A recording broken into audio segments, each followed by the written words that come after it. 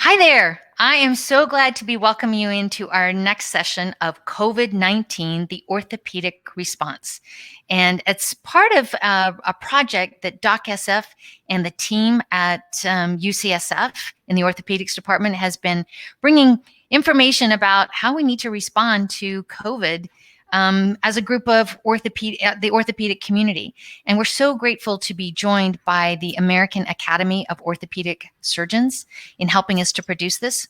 And today, and this afternoon, really thrilled to have Bronwyn Spira with us today. So Bronwyn is a physical therapist. Let's start there. She's the CEO and founder of Force Therapeutics. And it's a video platform that really helps people to address the post-op needs from injury, recovering from surgery. And Bronwyn, there are probably a couple of other things that are really important to mention about that. But one of the really key points to bring out is that your practice is really based in New York. So you have been on the front end of seeing what's unfolding. I would imagine it's scary. That's a part of it. But you've been in this place of having video asynchronous post-op care for 10 years. So you have been on the pandemic preparation group for quite some time and really have a lot of experience to help us understand what this moment needs from us and what you are uniquely positioned to help us deliver. So with that, I want to go ahead and turn the time over to you for you to give us a presentation, and then I'll jump back in with you and we'll address some questions from the audience. Super. Thank you so much, Shauna. And I'm just going to quickly give you a happy birthday shout out. Well, thank you. Yeah. And also mention that you and your team, Nancy, Catherine, Stefano, have been working around the clock to pull this together. And it's really an incredible effort and an incredible outcome. And I think so necessary and so appreciated by the orthopedic community, myself included. So thank you for having me, and thank you to all the attendees for logging in today. And it's really an interesting moment in time where I feel like the use of virtual care and telemedicine is just prescient and important, and in my opinion might actually spur a new normal for the way we deliver healthcare going forward. And so my prediction is that we'll see a more effective care model emerging from this difficult time, and that will include broader use of telemedicine and virtual care. So let me start with a quick background about Force Therapeutics to just frame for you how virtual care is being delivered today, and then I'll talk a little bit about how we're adapting very quickly to meet the needs of this COVID era. So since its founding 10 years ago, as Shauna mentioned, our key focus has been to engage patients throughout their care journey, whether that's pre-op, post-operatively, around a surgical episode, or for conservative care management after an injury or a diagnosis. And so really where this all stems from is my own experience of 22 years working with patients and getting deep and understanding the challenges they were facing with recovery at home. So it's kind of interesting right now that what we're experiencing as a result of COVID is almost an intensified version of the reason that we started Force in the first place. So really understanding their challenges with home recovery and their need for valuable connection to their healthcare team. So the issues facing orthopedic patients and providers during this pandemic feels insurmountable. We're in a climate where elective surgeries are getting postponed indefinitely or cancelled. And so many care team members are scrambling to figure out their new workflows in this new environment. A lot of them are working from home. Some of them are being stretched really thin, pulled into more critical areas of care. And really, patients are struggling. They're home, they're anxious, they're in pain because they were supposed to have surgery, or they've just had surgery and they're unsure of what to do, and they have no physical tether to their health system. So virtual care is actually, in this case, the only solution for them. And so we need to leverage trusted, proven technologies to actually solve for all these issues. And it's really interesting because a lot of questions come up in, do older people actually use technology? And this has been a kind of constant theme throughout my time at Force. And it's really, in my opinion, not even a question anymore. Actually now, digital connection for most patients is table stakes. It's expected. They get it in every other industry. And so when it comes to healthcare, they actually really embrace it, and especially in this environment. So just to step back a little bit, I mentioned to you that Force was created to improve the patient experience with recovery, and thereby improving outcomes while decreasing costs. And we set out to find a way to fully support every aspect of patient care. And we wanted to leverage rich content that we developed over years and years with our hospital partners, surgeon partners. But we really wanted to give that control over to the clinical teams so that the care was prescriptive, controlled, and managed by the actual clinicians, the treating clinicians. And then we wanted to feed back multiple clinical data points to that care team so that they could make real-time actionable decisions for their own patients. But we really understood that the patient experience had to be fully integrated and personalized, where all information was flowing from and to one central trusted source. So over the years, we've understood and iterated on what success looks like. And we developed multiple different components that would work together in concert with one another to create an engaged patient experience. And so we've treated over 200,000 patients on the platform. And in doing so, we've collected millions and millions of data points, which we then leverage to create analytics, insights, evidence-based best practices for care. But it all stems from this key patient engagement, right? So we have to figure out how we successfully engage our patients. And what we did was develop these core components that all work together to deliver a seamless digital patient experience. So the videos of exercises and educations flow to the patients at the relevant time, according to their care plan, which is controlled and prescribed by the clinical team. And then all these different clinical assets, pieces of data flow back into the platform. And from there, they can be seamlessly integrated into a registry, into a electronic medical record, and also can sit and be analyzed, sliced and diced by the care team, by the surgeons, by the executives to really understand what this data means at scale. And we have benchmarking, we have data around engagement, what that means, patient-reported outcome measures, pain levels. And so that's really kind of the back and forth, the magic that happens between the patient and their care team, using the vehicle of the platform. But we also understood that we need to manage and support workflows for the patients that are really the key engagers of the patient, right? So the nurses and the navigators.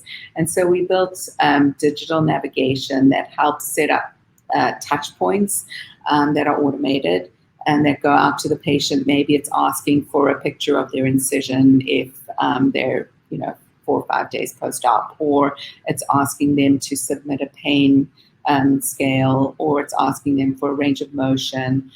So all of this can be automated so that the care team is able to manage a large panel of patients at scale, and the patients really feel like they're being touched in meaningful ways by their care team. And we also leverage a lot of machine learning over time that helps us understand when something kind of rises to the top. So it's almost like a triage platform where we can coordinate the care and the inputs to enable the care team to know when to intervene personally. So as we talked about these really, stressful times for patients and for providers, and what we've seen a lot is, how we can leverage the aspects of our platform to actually, enable patients to feel better, do better, and also help providers stay connected and get ready for a time when they are again able to do elective surgeries. They are able to manage patients without having them come into the office. And so really, the secure messaging system, which includes face-to-face video telemedicine chats, virtual check-ins, communication that's secure and HIPAA compliant, all of this enables the patient and the provider to stay connected in a very difficult time. We are today working with our existing customers and, of course, new clients to help them with new problems. And it turns out, because they have that technology platform underneath their system, they're able to do a lot of interesting things and really be responsive to the new normal that we find ourselves in. So, depending, and this is regional, right? So elective surgeries and pre-op joint classes are being cancelled.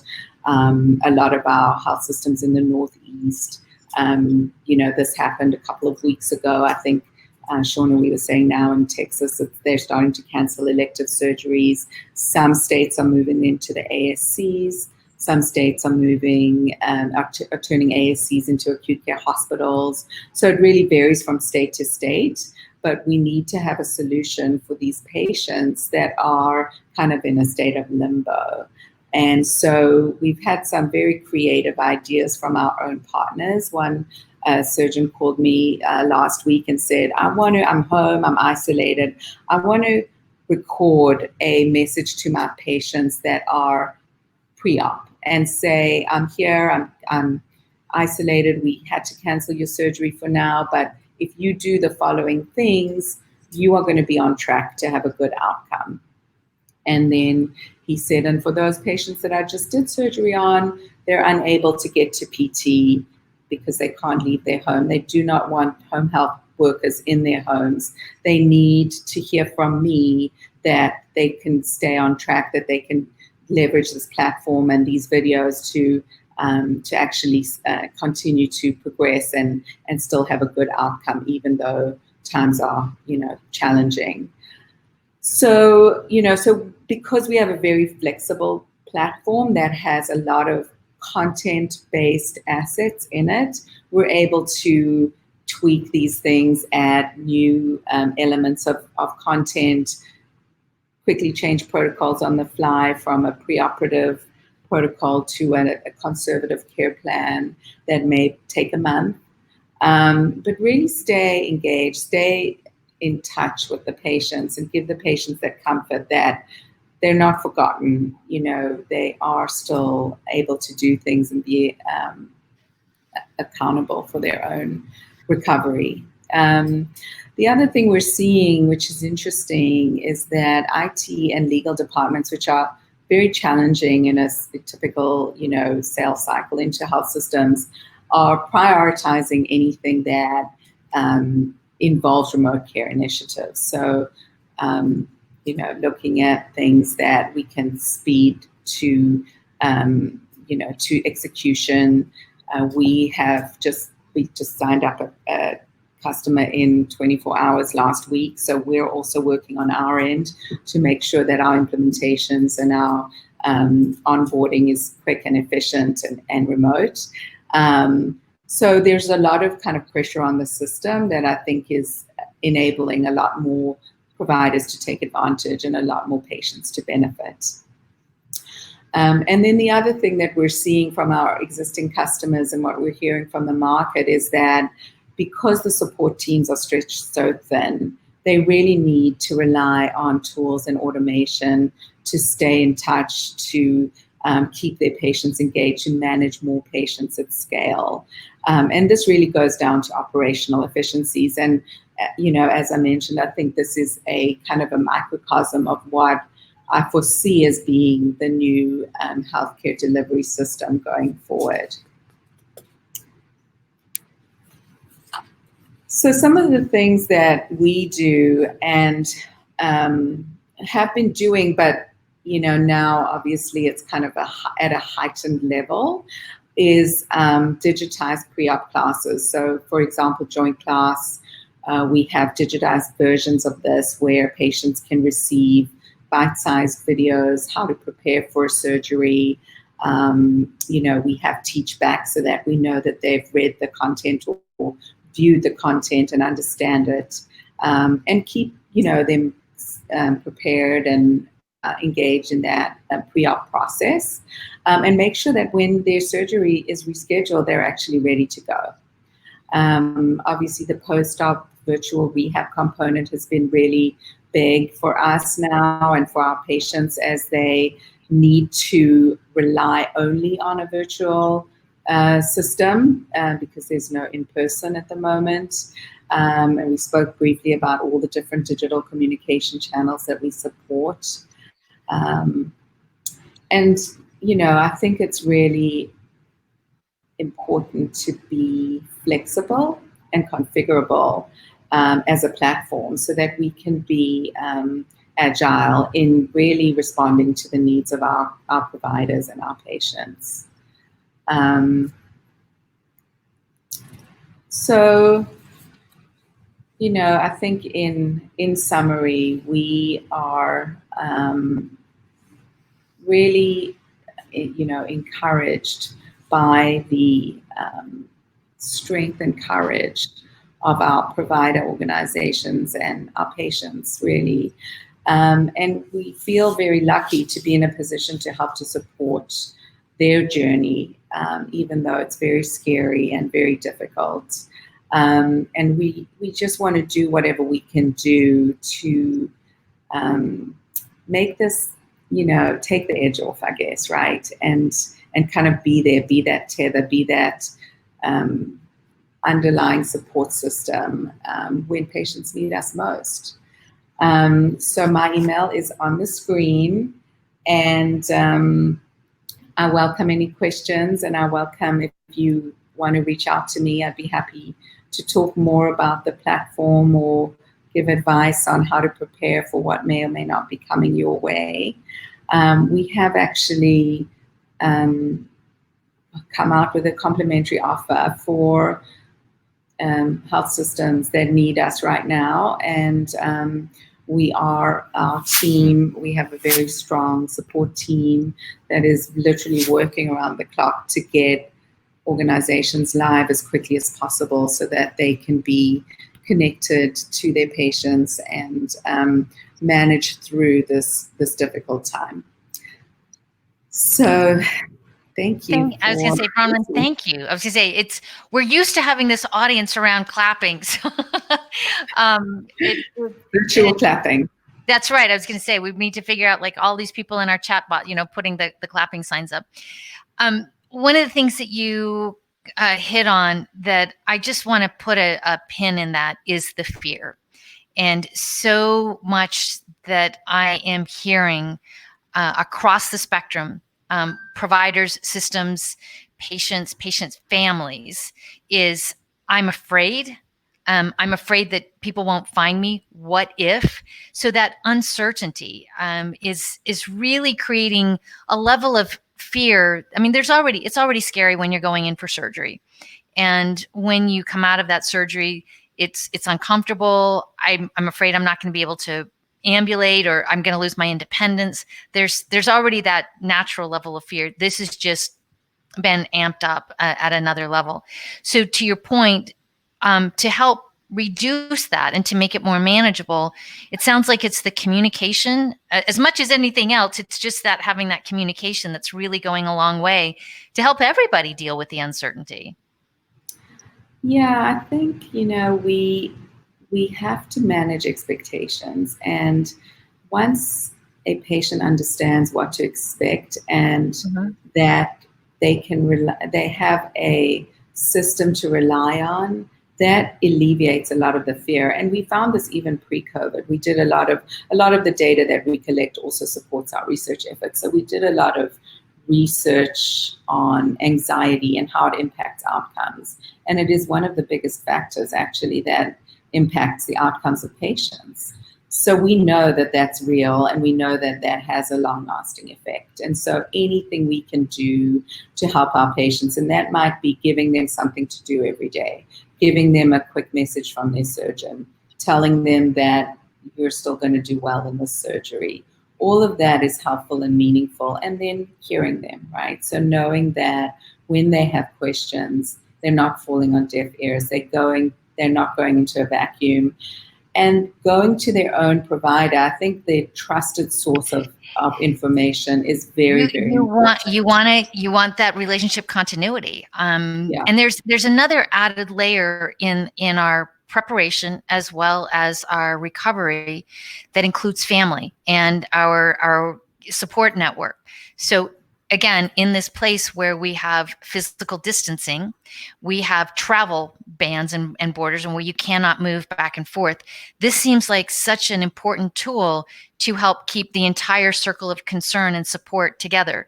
So oftentimes, what I have seen is someone, somebody that you love, and they've been the one that has the surgery, their anxiety level goes up because they know my anxiety level is up. So how are you bringing in the caregivers and that additional support through this platform to keep them on track, either to support the rehabilitation process or the preparation process? How are you connecting all of those pieces together? So that's a great question. And we have a philosophy around that, which is technology is amazing and helpful and can do many, many wonderful things. But there are some times where patients just need a personal connection. And so the way that we've approached this is we have a patient support team that looks at who hasn't logged in within 72 hours of being onboarded to the platform. Okay. And they actually give a call. Now, it's not that many patients. It's only about 23% of our patients. And usually in those cases, what needs to happen is they've identified the patient is not technology, proficient, or they're afraid of technology, or they couldn't figure out, how to log in. And then we identify a care partner, and we have a care partner experience that helps care partners understand this is what your loved one should be doing. They didn't do it, or they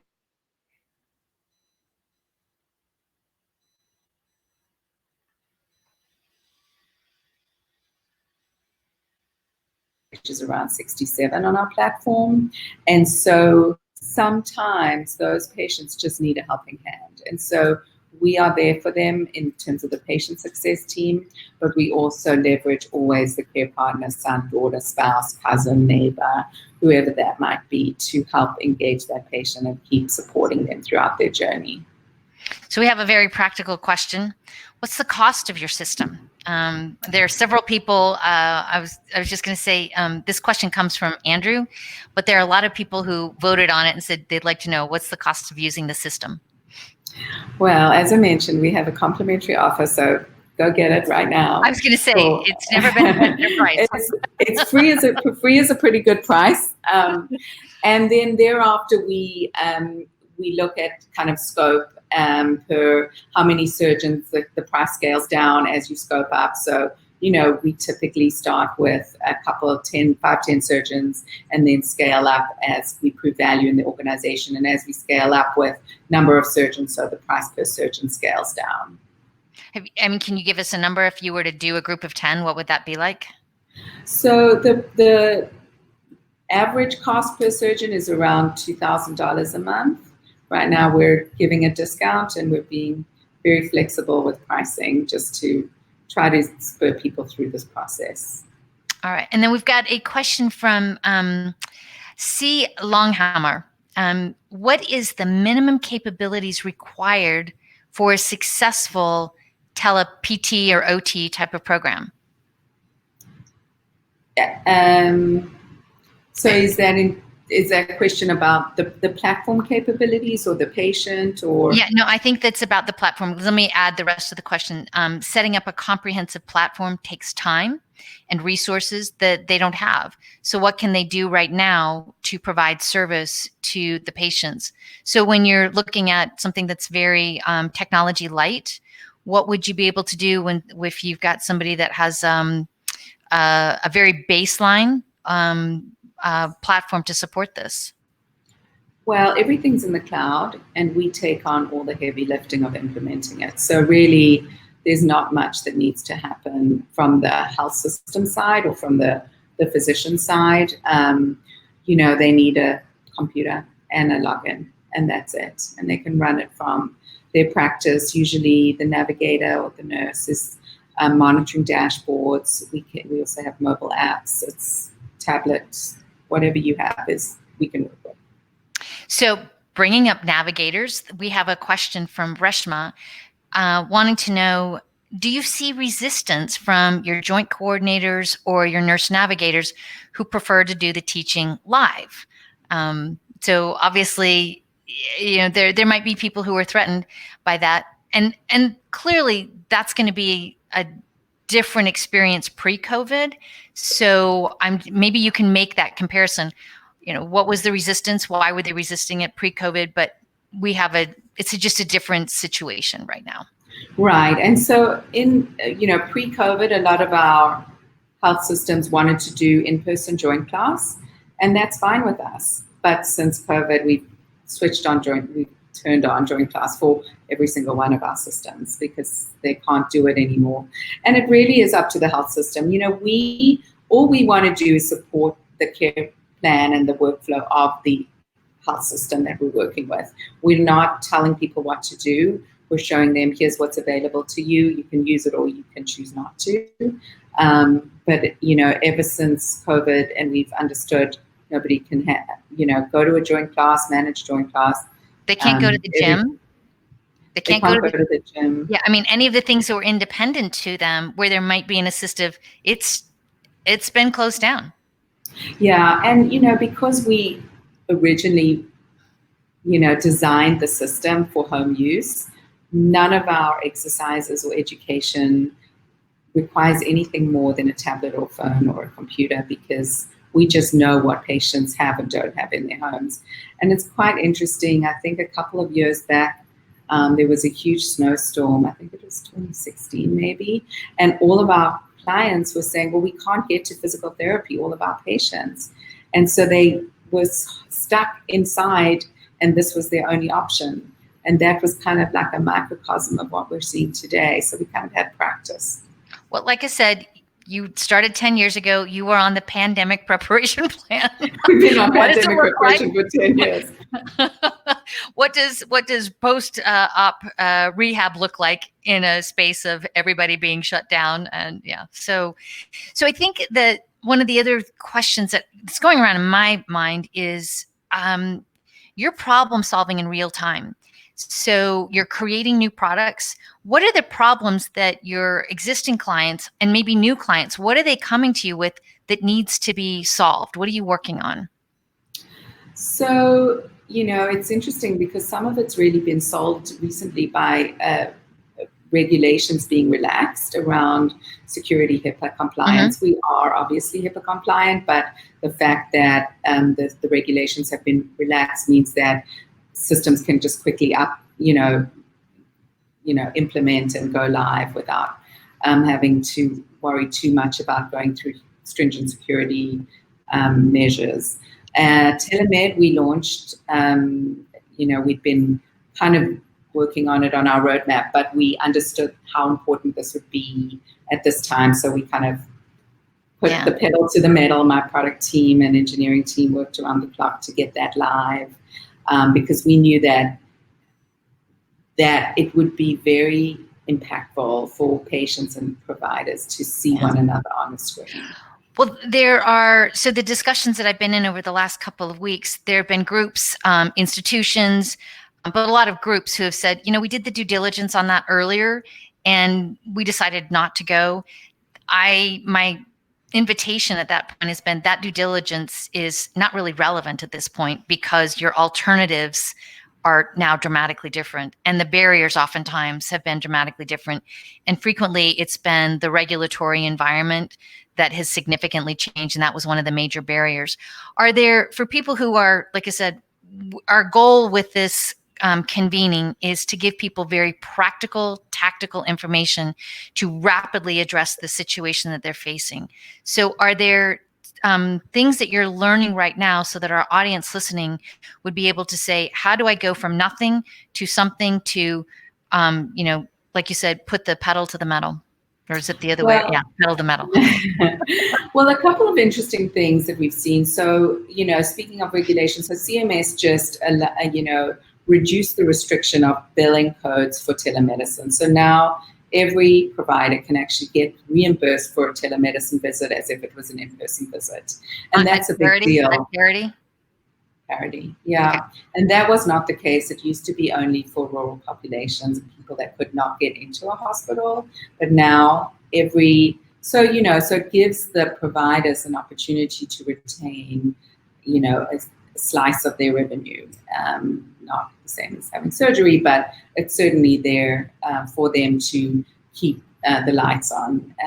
So that's a big learning. And we, because we have the patient engagement engine, it's very easy for us to tack on something like telemed because we have the patient already, and then to add on a telemedicine visit is, the hard part is done. The telemedicine visit is pretty easy and it's been commoditized with Zoom, but we are able to integrate it into that whole patient experience and also track it and time it so that it becomes a billable code. So that's been really interesting to watch unfold how providers are thinking about that. I could do Zoom or I could do FaceTime, but I could also go to where my patients already are, meet them where they are.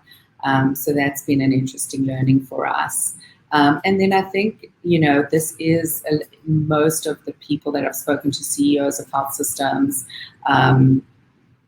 payers, providers, believe that this will actually spur a new reality. So for those people that are not already on board, this might be an opportunity to think about, if this is the new normal, what am I doing about it? And how do I evaluate my technology partner for the future?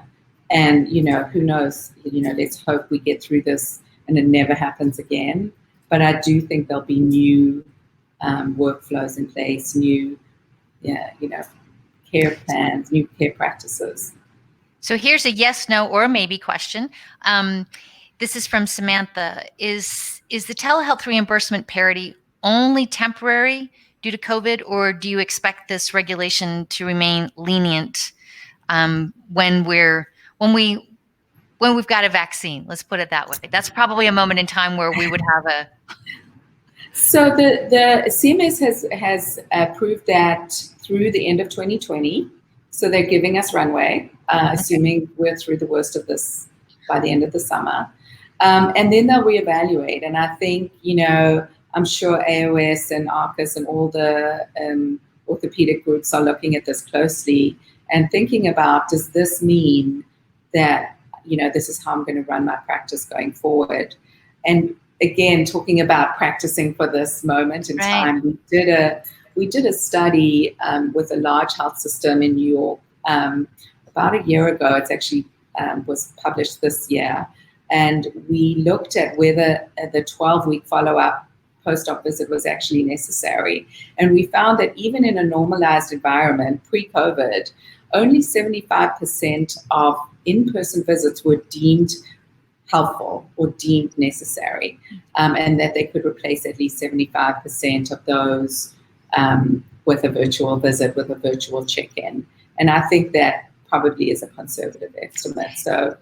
So we've really been given this interesting testing environment and innovating environment where we have parity, where we can really figure out what is the best value and outcome on many parameters. So it is the clinical outcome, it's the experience outcome, it's the human values. Are we actually reducing risk? Are we improving people's lifestyles?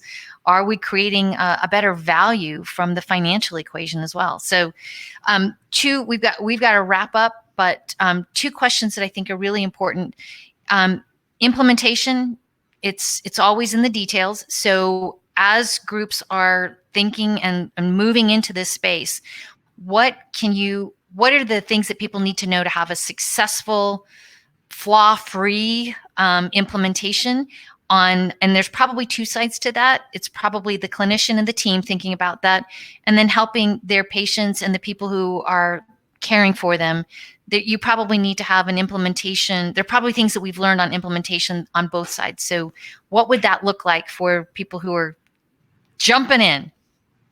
Yeah, and we've even learned so much through this process. We used to do implementations in person where we'd send a team to go and understand workflows, and we've just flipped all of that around to do remote implementations. And we know what we need to know, so it's really working with the care teams to make sure that the care plans, the protocols are what they want them to look like. But we have so much evidence underneath all of these care plans that it's pretty easy at this point for most procedures.